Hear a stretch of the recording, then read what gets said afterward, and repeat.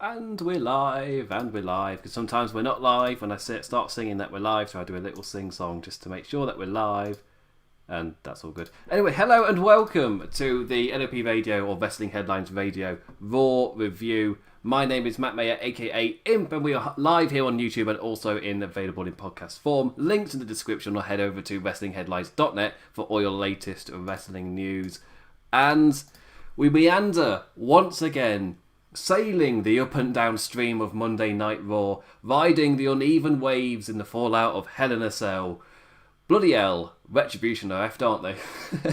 We're going to be going through the show, but I wanted to just talk about the angle that bookended the show with Drew McIntyre, the trifecta, Drew McIntyre, Randy Orton and The Fiend, the point of interest. The middle of the show, a lot about Survivor Series, very Survivor Series heavy. So I'm going to be talking about that. But right now, The Fiend and Randy Orton. So Hell in a Cell was this Sunday. You can check out the Hell in a Cell Aftershock, which went live immediately afterwards on this channel. And just on there, which was saying, perfectly good show. Done with Randy Orton versus Drew McIntyre. Was done with the ambulance match. Now it's continuing.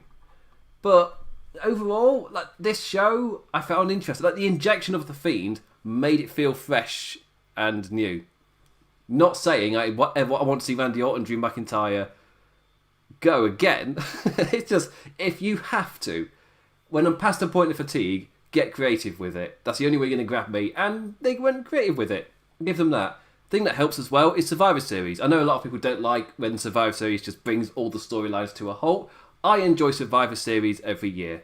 And in terms of like no NXT on the card, that's not really having any effect on me, really. I wasn't expecting it. We're in a pandemic. Having multiple 15-person matches on a show during a pandemic, were you really expecting that to happen? Well, it's WWE.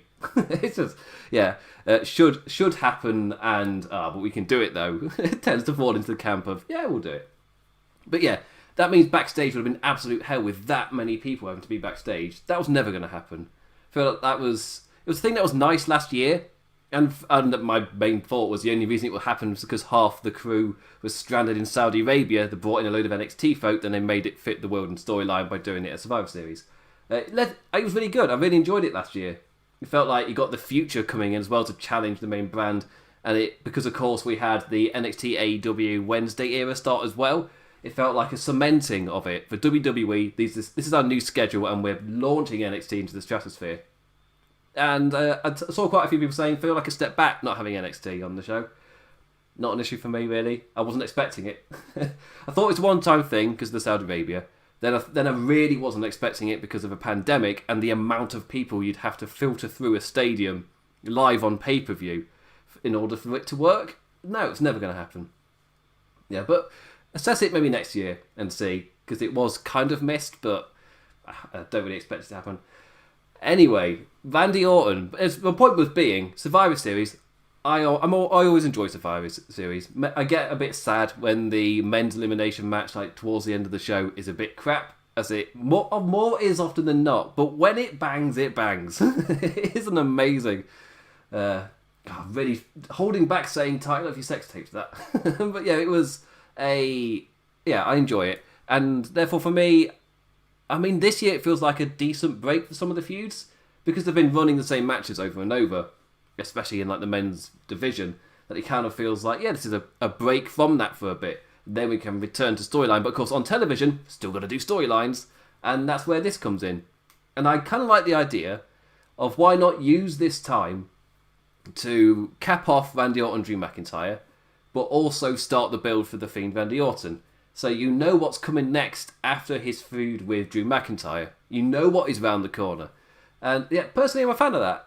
And I really enjoyed what they did on this show. It gave the opportunity for, I won't say a slow build, but for WWE standards, this is a slow build. And by slow build, I don't mean like Sasha Banks Bayley under the surface. Is it even actually happening?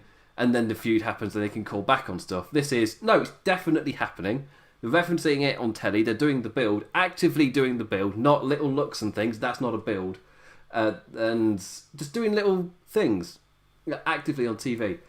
And yeah, when I say doing little looks and things, what I mean is the fact that they would do it, it's not acknowledged and nothing comes of it until the feud happens, type of thing. That's what I mean. That's it for WWE. In a different company, be it New Japan, be it AEW, even be it NXT, when there's a little look or something, that is significant because you can believe in the storytelling that it will lead to a thing. On WWE TV with Sasha Banks Bayley, it was just as easy to believe that they were doing a little tease or something that was never going to happen, and then they decided to do it. That's the difference. If I see it on AEW, I'm like, oh, where are they going with this? If I see it on WWE, I'm like, I'll wait till it's confirmed, till it's an actual storyline before getting invested. I can enjoy the little looks and things. I can get myself lost in them, but I won't really take super stock in them. But so Drew McIntyre, The Fiend, Randy Orton feels like what could be a quite strong slow build for WWE over like a 2-month period where you get, even 3 months, because maybe you change. This is changing gears. You have all three of them in there for a bit as he builds up to Drew McIntyre. Then after that, you do The Fiend, Randy Orton. Yes, it does kind of foreshadow Drew McIntyre losing, but I don't know. He's believable enough a promo where I reckon he could carry it. Well, I won't really have much of a grudge. I reckon he can carry it. But on this show, I feel like they nailed it. The only thing that I had a bit of a about was Drew McIntyre did fall off the side of a cell, then was so kind of out of it. One RKO did it when he's kind of blasted out of things before. But on this night, he walks out first. He's perfectly fine. Well, not perfectly fine, but he's cutting his angry person promo, not his. It was a war last night, and you don't see any of the war on him. It's one night later. It's the next show, as if he didn't fall off the side of the cell, unless that is kind of bigging him up as a really, really strong man, a strong competitor. But Drew McIntyre went out there, no longer with his WWE Championship, and he was promising to become champion once again, to talk about his mental strength to get back up and fight back. And that's where we got our kind of Drew McIntyre angle of the night, when the new Mr. Money in the Bank, Mr. Miz, arrived. He and Morrison gleefully gandered into Drew's lion's den, chatting crap to him, going on a jolly monologue, ignoring the former champion's requests to pay attention to him. And I just love the demeanour which Drew McIntyre does all that with when he's doing it. Miz and Morrison eventually got to their point. If Drew was champion, then he'd be here right now, cashing in that briefcase.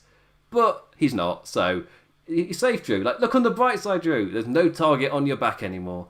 That didn't go down too well. McIntyre eventually had enough and head-butted them both, not bed-hutted them both. Morrison with a bit extra of a beat down following his Scottish impression, laddie. The lads then escaped, and we have our match set up for later. And that match was fine. I guess it was the numbers games were attempted, but McIntyre, in true Scottish style, battered the new Mr. Money in the Bank. The big Scots ribs being driven into the steps gave him a wee mountain to climb, but it wasn't long before Morrison was launched once again, and the Money in the Bank briefcase launched up the ramp, so no more cheekiness with that, and the Miz clattered with the Claymore. And really, the takeaway was Matthew McConaughey was watching on the Thunderdome screens. And with all of production and the commentators just marking out. I'm just all right, let's move on. We get it. So the takeaway was Matthew McConaughey was on the screens. And that's what that segment was about, right? But that led, and there were promos in between kind of building stuff up with Randy Orton and The Fiend because of the Firefly Funhouse. Actually, the Firefly Funhouse is probably a better place to start about what happened with Randy Orton, which is quite early on in the show. And he was dressed as the Mad Hatter Bray, and he's having a tea party. He's Alice in Wonderland, and in comes Alexa Bliss with the checkered shirt. It's yes, well, Alice in Wonderland stuff. He has a 1911 card in his hat. I'm not nerdy enough to know what that was. Other people are. That's the Undertaker's debut date.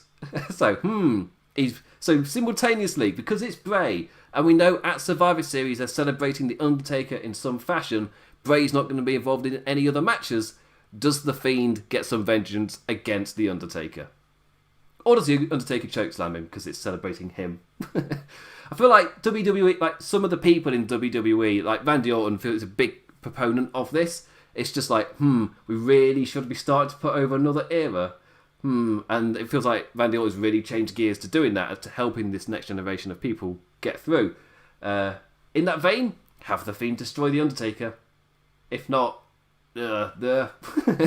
anyone else, I guess.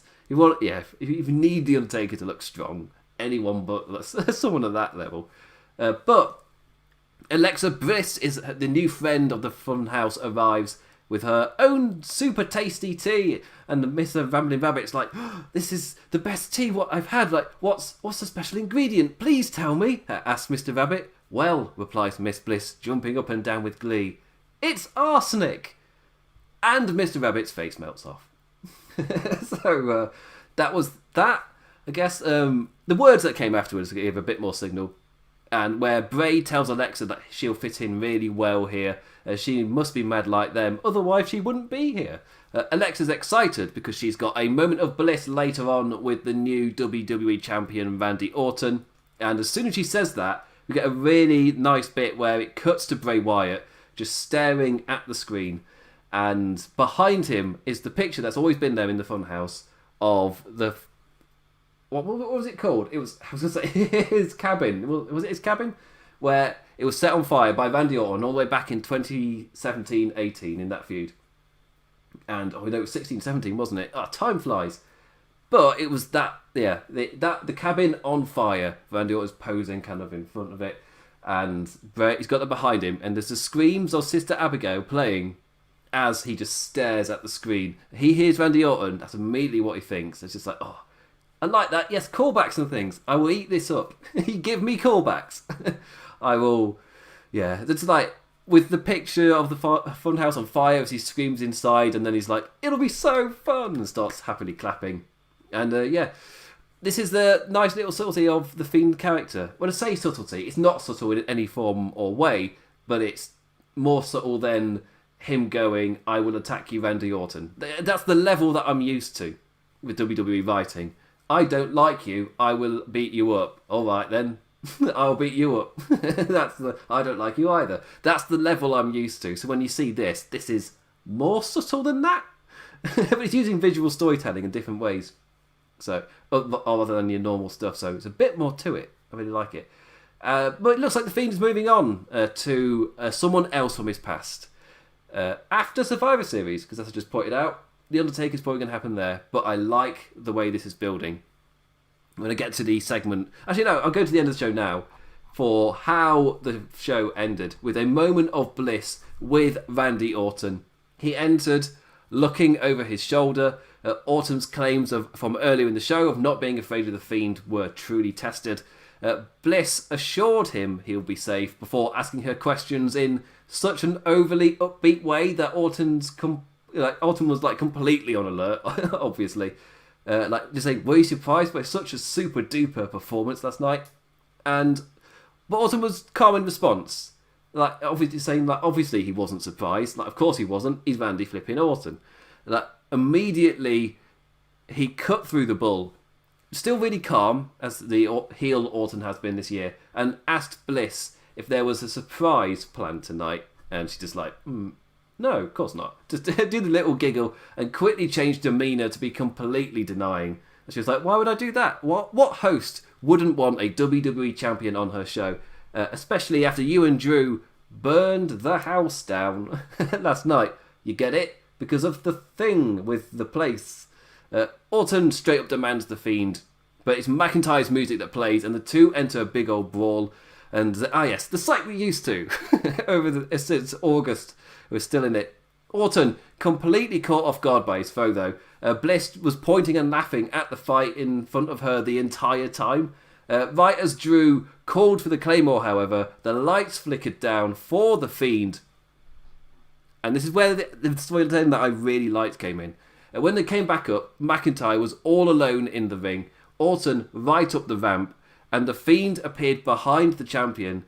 And it's like, right, this is where you do the slow turn, and then you get the attack. But no, that doesn't happen. Randy never looked over his shoulder. Instead, he went straight back to McIntyre, eyeing him up, not looking the demon in the eye and returning to the fight. And it's like, I'm rewatching Dexter quite now, so quite a literal fight against your demon is right up my street. So, the show came to an end as they brawled on the commentary desk. Unless you lived in Canada, where we got to see a lovely spot with Drew shoving a pen into Randy's eye. So yeah, you missed the ball continue for 20 seconds or so. There's a wee non-PG spot, I guess, and that's where it ended. And apparently in America it went off when Randy Orton was beating up on the desk, and that's when it ended. After they did that little fight, but no, in Canada you saw Drew get on top, and that's when it ends. So maybe they overran a tad and the American feed cut off. But in terms of the Bray Wyatt, Randy Orton stuff, the best description I've heard is Randy Orton didn't let him in. He's like, oh, yes. The whole catchphrase for the Fiend of, let me in. And he goes, whoa. And we've seen the story so many times where he'll choose a victim, he'll stalk that victim, he'll scare them a bit and give his reasons why, and then he'll appear, do the spooky thing and attack them, and then give more reasons why, all cryptically delivered. But I like this as a completely different kind of going the other way with this story. Randy Orton doesn't let him in, and therefore goes back to Drew McIntyre. But the Fiend was there. He was over his shoulder, but Randy Orton never accepted him. He's like, oh, yes. Fantastic storytelling. Right up my street. Really, really enjoyed that.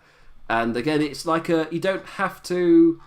You can do Firefly Funhouse thing next week. You don't need to do a Randy Orton, Bray Wyatt thing. Because again, you've got Survivor Series. Do they do the show attacks or something? I don't know in Pandemic if they're going to have two shows cross over. But, I mean, it's WWE. They might do. That said, I don't know how they're going to shift gears to Survivor Series after this, as it was kind of... We got the news, really. We were informed that Drew McIntyre and Randy Orton will be going at least one more time, but The Fiend is there in the background. And it gives such a different aura to the entire thing. Next week, when we were in a bit of a stronger gear of Drew Mackie and Randy Orton... Drew Mackie, Randy Orton? I've never called him Drew Mackie. I want to again, though. Drew Mackie and Randy Orton, when they're maybe cutting a promo again next week, and there's maybe, if there isn't a Fiend thing there, I don't know. Because I was done with it in the build to this most recent pay-per-view, so if it's still there again, yeah. Anyway, so yeah, feeling positive right now. Just there are worries of it could slip back down, but they've added a jolt of something completely different. Because the crazy creativity of the Funhouse being injected into this feud adds so damn much. And I've not been able to talk about it because it's been on SmackDown, but I have been enjoying the Alexa Bliss inclusion in the Bray Wyatt character, just because it gives a completely different dynamic and kind of feel to the presentation and everything. Something completely new to build off and figure out and dance around with. So yeah, generally really excited to see what comes up next. And I'd dial it down a bit, but really it's the Fiend stuff which makes Randy Orton and Drew McIntyre feel new and different, but I also understand if they go too far with it, then it's not going to feel that special come after Survivor Series, because the Fiend's not going to do anything at Survivor Series. It's the Fiend will probably do something with The Undertaker, and then he'll go to Randy Orton. Who knows? Because when is Drew McIntyre facing him? Like, would it be on Raw? Will it be at the pay-per-view after Survivor Series? Are we going to get a crazy thing like with last Saudi Arabia show, where like 1 week after Survivor Series we'll get another pay-per-view? That's something to keep in mind. I'm totally aware they could do it. I'm a bit worried. Hopefully not. Hopefully it's not another Backlash to the greatest match ever situation. Mixed in with was it Payback? Like the 1 week after SummerSlam? Please don't do that. Anyway, quick sip of tea before I go through the card in order, and my voice is dying. Yeah, my voice tends to die when after a late Sunday show, and I've been doing Twitch as well.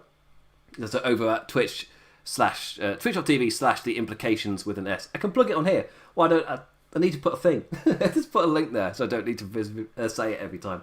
But yeah. Anyway, on to the main show.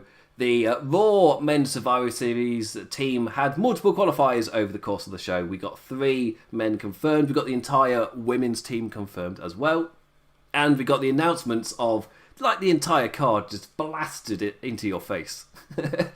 In a segment I genuinely enjoyed. It was a massive jolt of fun in the second hour. It's like, oh yes, the joy New Day bring.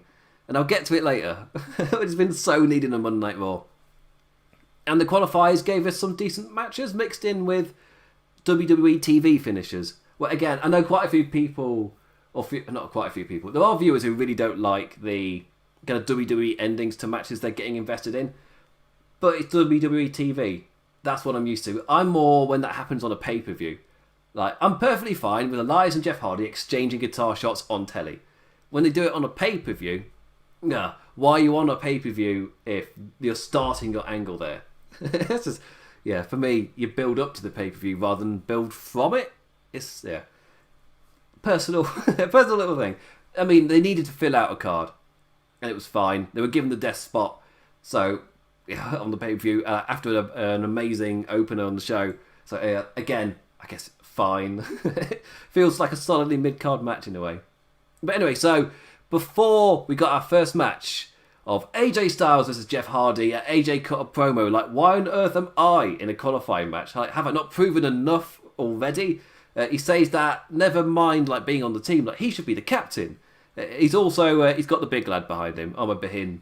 So get ready for the big lad. Said big lad quickly marks his presence. Hardy was going to jump to the outside and instead found himself caught in Omar Behin's arms. Like, I like the idea of a heel security who genuinely only steps in to protect their wrestler with zero offense. You know, like actual security, as in nullifying with as little violence as possible. And the fact that Omar Behin was doing that, and I think he did it last week as well. Not a fan of them gawking at him, like Matt Riddle. That felt toned down this week, where the main time that Jeff Hardy gawked at him was when he was about to climb to the top, and the cogs turn in his head, like, oh, I tried this earlier and he stopped me. Do I go for it again? And that's what kind of cost him at the end. And yeah, which I think, this AJ Styles and Omar Behin pairing is maybe a bit early for me to properly judge in it. It's week 2. Can't really say where it's going or if I'll definitely like it down the line, but early impressions, I love my AJ Styles, and AJ Styles matches are now, look at the big fellow. Isn't he big? So, but AJ Styles, a big person. Isn't he tall? Yeah, he is really tall. But AJ Styles does, yeah. But the two ended up having a decent TV match. Minimal interference as well. Minimal, look how tall this person is, camera shots from the man's ankles. They're just generally just a match. And that was great. Like, just like a normal match this week. Oh, the improvement over last time. Hardy staring at the big boy again only happened after he'd already stopped him, and it was more out of caution. Like, wow, he big. In the end, Hardy went to innovate after Omar Behin caused him to change his plan, taking Styles onto the onto the ramp side ring apron, only for the phenomenal one to counter, shove him into the ring post, and follow up with a phenomenal forearm for the win. And a little thing to appreciate, Elias didn't attack until after the match, where after the last pay-per-view, I'm just expecting it. After Jeff lost clean, like that was when he threw on the guitar, like adding to the punishment, adding to the injury. So like that's the parting shot as well. Like this parting shot will always be on him with his theme playing, because he's got to mouth along to his new song. Damn it, his album's released. It's in the top. It's the number 1 on iTunes. On soundtrack specifically, on the soundtracks thing. Not number 1 on iTunes, number 1 on soundtracks on iTunes. That's technically number 1 on iTunes. That's something that Amelia went, yeah, it's soundtracks, it's not, songs. It's not number one. So yeah. I mean, it's still done relatively well. It's worked, I think, last time I checked, the album hadn't reached the top 20, but it was in the 20s, which, for, I guess, a WWE wrestler thing, is that impressive? It means it's not a total failure, I guess. Or is it? I don't know.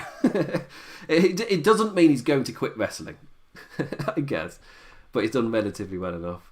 The match was still isn't Omar Behin tall, but it was also at least had a bit of a match to it this time, and it wasn't as much focus on him. Where as we get used to him, so should the production.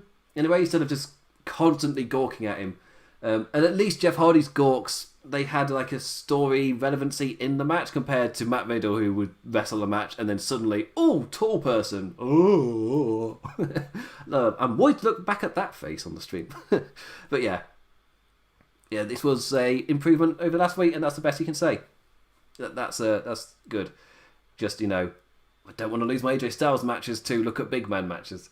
So, next up, we had Akira Tozawa and Drew Gulak versus Lucha House Party. Comedy segment in the first hour. I've been banging on about how show pacing and putting these matches in the third hour just makes them feel like filler and I want to skip them. But in the first, for me that's right at home. Not sure what it's like live in terms of audience and viewer retention. But for me, in terms of building the show, put it in the first hour as the show builds. Not that I'm particularly enamoured either way. The 24/7 comedy style is way too slapstick for me. Just not my type kind of humour at all. It will get the odd giggle out of me. As you can tell, I like giggling. I giggle quite a bit. But the slapstick on 24/7 just doesn't do it for me. R-Truth came out partway through the match to go on commentary, but all 4 competitors in the match just immediately tried to pin him. Sod the match. Dorado tried a crossbody onto the 24/7 511, whatever he says, champion, but Truth ducked and Lindsay instead ended up pinning Gulak for the tag win. Oh, well done, Lindsay, for remembering there's a match. And yes, I know, technically, when Truth arrived and Tozawa tried to pin him, he then chucked Tozawa into the barricade. It was like, there's a match going on, he's in the match. That's surely DQ. But it's a 24/7 title, so do I really care? Yes, I know the purists among us will be like, rules are rules. But it's also the 24/7 title. Do we really care? Do we really? After that, we got the Firefly Funhouse with a tea party. To the interview ring, Caruso brings in Keith Lee, who has an issue with Charlie just calling Braun's actions questionable. It's like, questionable? Really? That's what you'd call them? The next time Keith sees him, he'll show him the real definition of a monster. Again, I like that, and it gives Keith Lee some real kind of strong character to make him feel like a guy who should be respected and feared. That, yes, and as a babyface as well, just talking like that, I like it. You can give him crap lines and it won't matter because his delivery is amazing.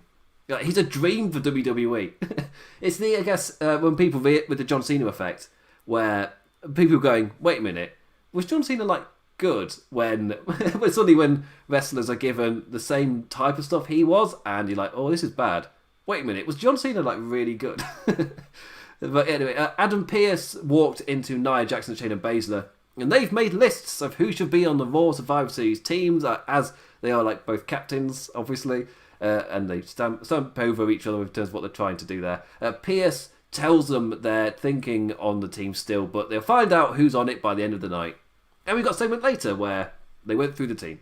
Raw Men's Survivor Series team qualifier number 2, Elias versus Keith Lee. And Elias isn't going to let Jeff Hardy bring him down because he's got his new album out. He's there with his guitar and he tries to do a sing-song, but Keith Lee's having none of it. He's ready for game time. Commentators over the match were putting over Lee's breakout performance as part of Team NXT last year. I like it. Quick segue. I've hinted on it already, really. No, I'm not feeling down because there's no NXT involved. It's the more realisation of those matches would be multiple 15-person matches on one show during a pandemic. Do you really expect it to happen? Yeah. To be fair, I don't think it would have happened without the pandemic. It was a one-off thing because of Saudi Arabia. But again, in a pandemic, definitely not. Keith Lee with one hell of a mighty pounce before the ad break, bloody launching Elias over the desk. Elias threw everything at Lee when they came back, nothing keeping him down. Then at the worst time for him, Jeff Hardy's music played, perched to hit the elbow off the top. Instead, he's distracted. Keith Lee launches him off and then follows up with a glory bomb for the win. And I guess the big negative for me is they were having Elias kind of go toe-to-toe with Keith Lee, and Keith Lee is just surviving, just kicking out of all of this offense. But the reason it doesn't quite sit is because of what we've seen before. What kind of offense we've seen Keith Lee kick out of and fight back through. Elias, because his offense just lacks that certain punch, it's something about the kickouts. They don't have the same gravitas to him. So when he's lying down selling for Elias, and Elias is like, "Oh my god, what's it going to take to win?" He's just sitting there going, "I never believed that was ever going to beat him." And like I've seen quite a few comparisons to The Miz. For me, The Miz has improved to quite a strong level. Maybe that's just because the way he wrestles with his character right now as well, it just fits really well. But with Elias, where he's doing this kind of character, then his wrestling just doesn't match a kind of main event level if they want him to be there. Yeah. I never believed the moves should have won, and if they did win, it wouldn't have felt convincing. I guess is the best way to put it. Still, an absolutely amazing talker, and absolutely kind of incredible stuff with the character and guitar. It's just when he wrestles, I don't buy him as somebody who could ever beat Keith Lee, even though the offense is keeping him down. That's my assessment of it, really. But AJ Styles and Keith Lee made one strong Raw team lineup before our final qualifier. Elias, after the match, was angrily pointing at Keith from the ring when Jeff Hardy crashes a guitar over his back. Now they're even. Jeff Hardy's shouting pretty much that at him. So yeah. Also, we got quite a few recaps of the Drew versus Orton Hell in a Cell thing. For me, that's good. It means I can skip over them because I'm not watching live. But that kicked off their second hour, and that's when Randy Orton bumped into Charlie Caruso, and she just asked a bit of a stupid question. At the end of the day, there's only one Randy Orton. The only people who should be concerned with his actions are those that cross him. Just, yeah. Do the politician thing of, stupid question, I'm going to answer my own question. So, yeah. Also, this led us to Retribution, the other big topic of the show. Retribution. Oh, Retribution. As soon as I saw that the Mia Yim photo was on WWE.com, I was like, I'm having that in my bottom left corner of the image. My God, I'm photoshopping that in. It's just, yeah, we'll get to it. So, first off, we got a full Hurt Business and Retribution VTR. Catalogue the nonsense. But it's the WWE production team. And I can say what I want about the rivalry. The production of the video packages are amazing. You would think Retribution are the most anarchic group in history, and they're absolutely nailing every aspect about it. And oh my god, the Hurt Business are standing up for WWE, but Retribution, just because they're so bad, it's like the enemy of my enemy is my friend, and now I'm with Hurt Business to defend WWE against this outside force. Like the video package team, just give them. I've said this before. Just give them a raise. Bloody hell, they are so good at their job. That said, the actual thing, so get them in the door. Do a highly polished, like with the Photoshop. Do a highly polished Photoshop image. You've got them in the door. Then, I've got your click. So, it's like, they've essentially clickbaited us with a fantastic video edited montage and then given us crap. So the 4-man elimination match leading into the 5-man elimination show Survivor Series, we had Hurt Business versus Retribution. Right then. Start with a pro. They're doing heel versus heel, and for me, they were doing that without driving the fact that these are two baddie groups hard on commentary. Instead, the focus was on their rivalry, and the characters in there. And it's a minor thing, but I want to praise them before ripping this thing apart. And perhaps it's a nice benefit of them not having to worry about crowd reaction, but they're finally they're displaying the words that they have said in the past. We're saying we don't do good guys and bad guys or heroes versus villains totally. We're just characters. There are no heels and faces. They're just characters. And immediately everyone calls BS. But Hurt Business versus Retribution, finally there is something on the show which would resemble what they said. I don't know if it would outside of a pandemic, but in it right now, Hurt Business versus Retribution is technically heel versus heel. And they're not bigging it up as, isn't this weird seeing two bad guy stables? It's just the characters versus each other. So there's at least part of that statement is on Raw. Finally. I can say it. And it gives interesting dynamics. And if the champions stayed as the same champions to Survivor Series, we've got more heel versus heel matches. We've got Randy Orton versus Roman Reigns. Sami Zayn versus whoever the mid-card is on Raw. Who is the United States champion? Why am I drawing a blank? It's Bobby Lashley. It's Bobby Lee Lashley. Yeah, I'm literally just about to talk about him. Good got him. But yeah. So we've got multiple up and down the card. I would not rule out Sami Zayn dropping the title to Apollo Crews. Just again, Apollo Crews versus the Hurt Business. Just go back into the comfort. Anyway, a bit odd. So Retribution. Okay, so it's a bit odd how an anti-WWE faction entered through Gorilla and down the ramp. But still, they got there. How do we make this seem chaotic? Oh, the crazy camera work. It's like, oh, the zooming in and out. Like, you know what would actually paint them as a threat? I don't know. Winning, maybe? 0-4. What a streak. There's such great talent booked in such crap. Mia Yim... scratching her arms and having a fit in the ring while screaming, "Get them off." It's like, yep, a total WTF moment. Followed by, and before it got to after the ad break, I was just typing it in. It's like, I mean, if this is the Fiend thing, because they did that last week, maybe, then that could be a little bit interesting. Just it's the Fiend doing something. But no, I deleted that because during the ad break, it was revealed that it was all a ruse to get MVP eliminated, and she's just brushing it off like, aren't I smart? It was all a ruse. Yeah. And everyone at home going, what is this crap? What is this? Just, yet another what is this crap moment for Retribution. Before, they once again didn't win. Slapjack sold Lashley's spear like a boss.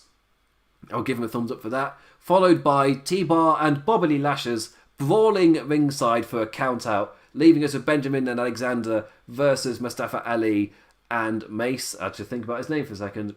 And it was nice teamwork from Benjamin and Alexander to eliminate Mace. And then Mustafa Ali, 2-on-1, fared about as well as you would think he did.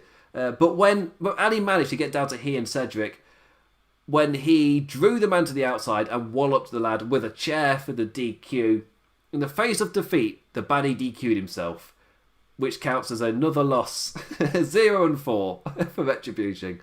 And the rest of the Hurt Business then come down to protect their man, and Ali pelts it out the arena as he faced the wrath of the business. My God, what a sorry excuse for a stable. Hurt Business continue to win strong. Well, I won't call this super strong, but they won again. But their opponents are a joke, so it doesn't really do much for them. Retribution don't win. And Mustafa Ali cut a promo later, but compared to last week, where they had a very confusing segment again, like in the ring, then Ali cuts an amazing promo. Here, again, Ali doesn't do a awful delivery, but the promo carries so much less weight because they lost again. So, yeah. In essence, the promo was saying that Retribution are not family, they're not a team, they are a mission. And they win when you suffer, when you get shut down. You're like, Ali is a great promo, but obviously the words hit less and less as they continue to lose. So, over the course of time, I'm caring less and less about the stable. It's great for us, obviously, for us reviewers, because it's a comedy goldmine. It's like every booking mistake in the book made, or not just booking, just simple story writing, just mistake made over and over again. They established the threat. Then the threat continued to not succeed as they're building the story to you're meant to care about this big clash at the end. But they continued to lose all the time. So why would I care about the fight at the end? It's just, yeah, it's no one. Anyway, after that we went to a few segments building up stuff. We had a Mandy Rose and Dana Brooks segment. They were getting hit on by Angel Garza, but his attention is drawn by Nia Jax as the tag team champions walk in. They had a ton of a tiff about Survivor Series between the two teams, setting up the segment to come. Nia accepts Angel's rose and Sheena goes, ew. Like, really? Him? Yeah, so Nia took the rose. Anyway, I was going to run through a load of backstage segments. The next one I loved. Kofi and Woods dressed up as the Street Profits. Champion versus champion at Survivor Series reaps benefits. Please say we'll be getting promos like this with both teams ribbing each other every week. Like, this was gold. Woods with the Burger King hat didn't be forward. Kofi going full Dawkins. Never go full Dawkins. Asuka burst in to make this the greatest backstage segment ever. They just run through the Survivor Series card, but I loved this wee bit of fun. Just getting so hyped. They were getting so hyped about it. I was really enjoying it. Asuka leading Kofi and Woods into a New Day Rocks sing and dance. Just the cherry on the top. New Day are just the joy Monday nights have so needed. And them interacting with Miz and Morrison as well was just like a little perfect little thing as well. Yes, really enjoyed it. Here, Drew McIntyre was backstage with Caruso, bumping into Caruso. Yes, of course you're here. Says, of course, he'll try and reclaim his WWE Championship, to, again, a stupid question. Makes a guarantee that Orton will have a moment tonight, but it will not be one of Bliss. Get it? Because he's on that thing with the person. Women's Survivor Series team reveal. Adam Pearce and Pat Buck, they're the on-screen officials. Because, of course, the mandate of no on-screen officials died. I think it lasted a few months. I'll give them that. And it died a bit during, obviously, the whole pandemic era in the PC. So I'll give them that again, I guess. But they bring out the competitors. First, it's Nia Jax and Shayna Baszler, followed by Randy Rose and Dana Brooke. And finally, a fatal four-way to determine the fifth competitor. Nia Jax was like, whoa, you're just blasting through these reveals. Just calm it down a bit. Just give some gravitas to the last one. Maybe I should reveal as the captain. And Shayna Baszler pulls her face. But yes, a fatal four-way determined the fifth and final competitor in the team. It was Lacey Evans versus Lana versus Peyton Royce versus Nikki Cross. Cross with a generic country theme. It was like Lacey Evans and Peyton Royce's theme blended into one meh. AKA, this fits Cross's character. How does she have Southern heritage? It's just generic song. Yeah, adds nothing to her. But with this match, Colgado, we got some chaos up in here. A quick match as they blasted with the time that they had. Hey, it was a fine, enjoyable middle of the card bout with a wee amount of stakes. This show didn't have massive stakes because they were building to Survivor Series, but and it's a fallout from the pay-per-view. So, yeah, Royce, Cross, and Evans towards the end had a great sequence, finishing off with the Tower of Doom. But in ran Lana to steal the win. It's just those three had an amazing little match. Lana was jumping in every now and then. There's a little funny moment where she tried to hop over the top rope and got her foot caught a little bit, then ran into her spot. But for me, that helped with the win. It's helping with the story they're telling, where Lana is winning, even though the other wrestlers that she's in the ring with are all better than her. And I don't mean that in a smarky way. I mean that's the story they're telling. The story is that Lana keeps getting victories, even though she may not be the strongest wrestler out there. She's got a way to win matches, and that's why she's dangerous. She can score wins, and yeah, just like in football, all that matters is if you get the ball in that net. She's very, very good at getting the ball in the net. Doesn't matter about the rest of the game if she can suck at everything else. But yeah, so after that, she welcomed a hug from Nia. It's like in I can't say it. In consolation, that's not right. Kind of to break the ice. We're like, we're on a team now. Friends? And I was like, yeah, friends. Nope. So, yep, 6 weeks running, Lana goes through the desk. And I would love for that to play into the match. Because it played into the Battle Royal in a really in a really good way, where I just forgot Lana was there. I assumed she would have been taken out by the spot where she gets powered into the announce desk. But no, at the end of the match, she turns up and wins the match. Then at Survivor Series, why not do it again? Yeah. I don't know. I'd have her be dangerous but not actually win. And you can use the fact that she won the Battle Royal as a tease for her winning. But no. Even you could do it with her as one of the last people. Or with everyone else down on her team, she rises up or something. But she doesn't win. You can use it as a teaser. That's what I'd like. Santina Morella at Elimination Chamber against Daniel Bryan. Just do the, oh my god, she might actually win this, but then she doesn't. But Santina was so over in that period. Who would have thought Daniel Bryan and Santina Morella would have one of the hottest crowds for like a final two in an Elimination Chamber? It was fantastic stuff. We then got our final Raw Men's Survivor Series team qualifier. It's easy for me to say. This was my favourite of these three qualifying matches of the night. Loved the back and forth momentum. A relatively even match overall. Sheamus with his strength. Riddle utilising his athleticism in tow with his own power. I know how to read. A kick after kick, downing the Irishman in the fight back before a single power of strength swung control back his way. A great stiff knee got a reaction from me in the near fall. Shamu himself impressively surviving after an exploder suplex off the top rope. Liddell looked in serious danger after a floating bro was met with the knees, but Riddle somehow avoided a follow-up and tried to sleeper Sheamus down. But the back gave way. Trying to power Sheamus up, he couldn't do it, and a brogue kick capitalised for the win. Really good TV match. It was they put it over on commentators as like one of the hardest hitting matches. I think it's one of the most violent matches we've had in a while. That's them obviously overselling because they're on commentary, but I would say I really enjoyed the back and forth nature of this, where they were just getting like things weren't working. They were both constantly kicking out, and both offense was believable as well. Like this is what I'm talking about with Elias versus Keith Lee, where I believe the offense they were throwing at each other could get the win. And like after that stiff knee, they generally got a reaction from me when they didn't score because Riddle sold it so well. The knee felt so damn stiff when he did it. It's like, yeah, fantastic stuff. And that was like in the middle of the match. And then like the final third was after the floating bro, and you truly do believe that Riddle's hurt his back. So when it comes to play in the end, like you believe, yeah, I can go with that. Yeah, both guys came out of that well. It's just, for Matt Riddle, obviously, it's how do you follow up with that? But it was genuinely, yeah. But as you can tell by the speed of blasted through everything else, it wasn't that big a Raw as I kick something with my foot. It wasn't that big a Raw. It was a building block. I think I said this with NXT before, where it was like maybe after one of their shows where it felt like a building episode, and this will be the same thing. Just had a pay-per-view. There weren't any major angles on it. You had a few landscape changes, but nothing significant. But this was like a building block Raw. And you've got Survivor Series. So you can use that as time to get your feuds built and in order for the pay-per-view afterwards, whilst also building to Survivor Series. And I felt like I did that on this Raw.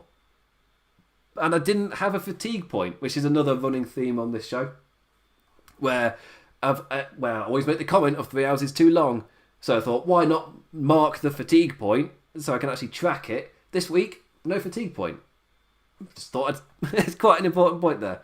The show went off a bit weirdly again, but not really much complaints when I enjoyed the entire segment. That's the difference from this week to last week.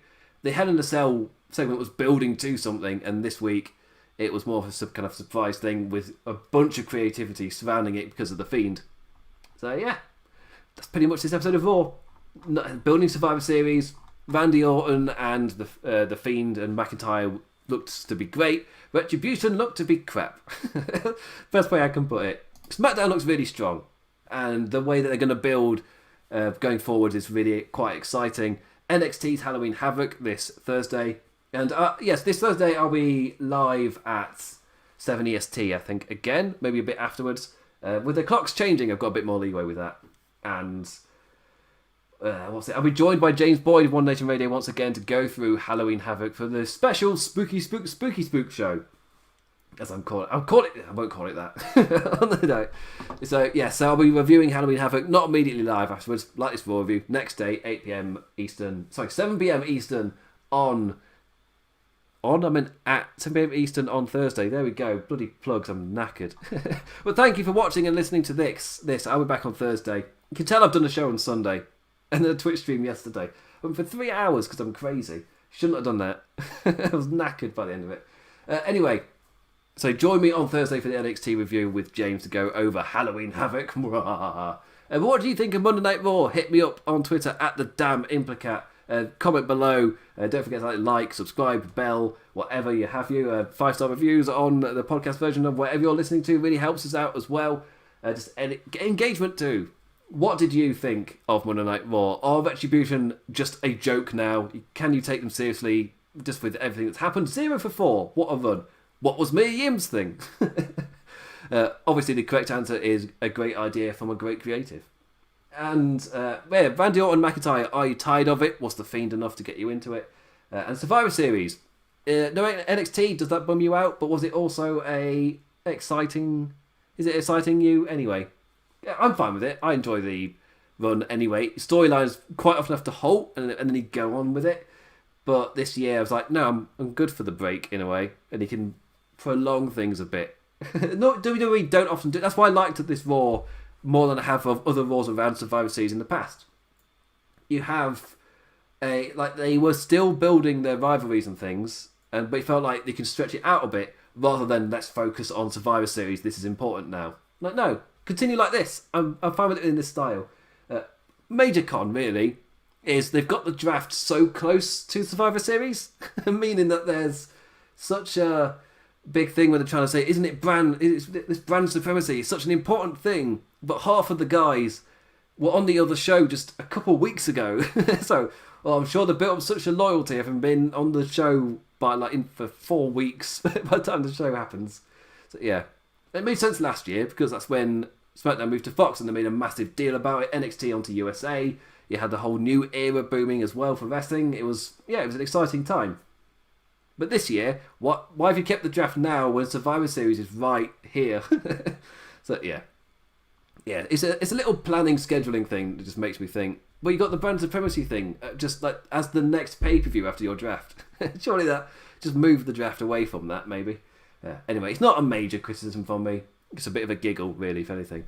Anyway, I'm going to sign off now for this shortest Monday Night Raw review I've ever done. 10 minutes of filler at the end.